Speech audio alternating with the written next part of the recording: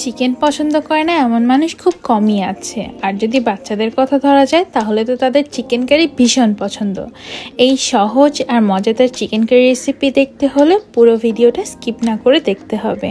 আসসালামু আলাইকুম everyone, welcome to my channel Roshni's cookbook. আমি এখানে ভীষণ মজার আর সহজ রেসিপি শেয়ার করি।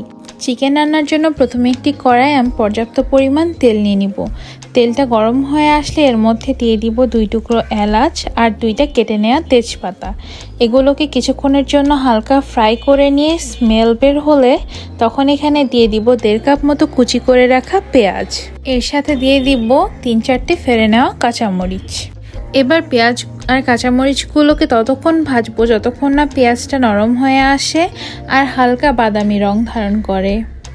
এরপর কেটে রাখা ও ভালোভাবে ধুয়ে রাখা মুরগির মাংসগুলো আমি একে একে দিয়ে নিব। মুরগির মাংসগুলোকে আমি পেঁয়াজের সাথে কিছুক্ষণ 1 থেকে 2 মিনিট মতো কষিয়ে নিয়ে এরপর এতে কাঁচা মশলা অ্যাড করব। আমার মনে হয় গুঁড়ো মশলা ছাড়া কাঁচা মশলা নিয়ে আগে কষিয়ে নিলে একটা অন্যরকম ফ্লেভার আসে। এবার আমি এতে একে একে আদা, রসুন, জিরা বাটা দিয়ে খুব ভালোভাবে কষিয়ে নেব 6 থেকে 7 মিনিটের জন্য। মুরগির মাংস রান্না করাটা আমার কাছে সব থেকে বেশি ইজি মনে হয়, আর এইভাবে মুরগি রান্না করলে অনেক বেশি মজাদার হয়। এই মুরগির মাংস রান্না ভাত, রুটি সব কিছুর সাথেই খাওয়া যায়। কষানো হয়ে গেলে আমি এখানে 1 কাপ মতো পানি ঢেলে নিচ্ছি আর দিয়ে দিচ্ছি গুঁড়ো মরিচ, হলুদ আর লবণ। পরিমাণ মতো সব কিছু ঝাল ও লবণ দিয়ে দিবেন।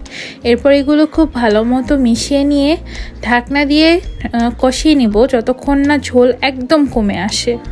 মাংসের তরকারিগুলো গরু হোক, খাসি হোক কিংবা মুরগি, যত বেশি কষানো যায় এর স্বাদ ততটাই বেশি এনহ্যান্সড হয়ে যায়। দেখতেই পাচ্ছেন পানি একদম কমে গিয়েছে। এই সময় অনবরত নাড়তে থাকতে হয়, কেননা পাত্রের ওপর ডিপেন্ড করে নিচে ঝোলগুলো লেগে যাওয়ার একটা চান্সেস থাকে। তাই এই সময় কন্টিনিউয়াসলি চামচ দিয়ে নাড়তে থাকতে হবে। আমি এখানে ননস্টিক প্যান ইউজ করাই, এখানে লেগে যাওয়ার কোনো চান্সেস তেমন নেই, তবে খেয়াল রাখা ভালো। পানি একদম কমে গেলে আমি এইখানে যতটুকু ঝোল চাচ্ছি সেই পরিমাণ পানি দিয়ে দিব, যাতে মুরগির মাংসটা একদম সিদ্ধ হয়ে যায়, আবার আমার যতটুকু ঝোল দরকার ততটুকু ঝোল থাকে। এরপর ঢাকনা দিয়ে ততক্ষণ পর্যন্ত রান্না করতে হবে যতক্ষণ না পানি কমে আসে আর যতটুকু ঝোল রাখতে চাই ততটুকু পরিমাণ ঝোল থাকে। এই পর্যায়ে ঢাকনা খুলে একবার ভাজা জিরার গুঁড়ো দিয়ে দিতে হবে। ভাজা জিরার গুঁড়ো দিলে অনেক অনেক বেশি মজা লাগে। স্পেশালি আমি এটা পছন্দ করি অনেক বেশি।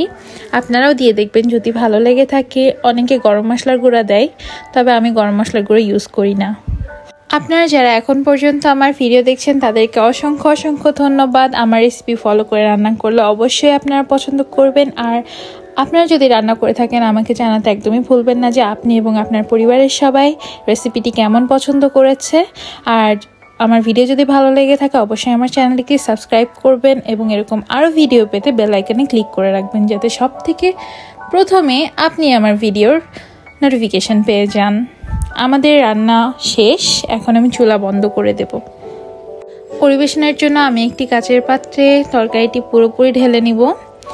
আর আজকে আমার এই রান্নাটা আমি সার্ভ করব পোলাও, বেগুন ভাজি আর সালাদের সাথে।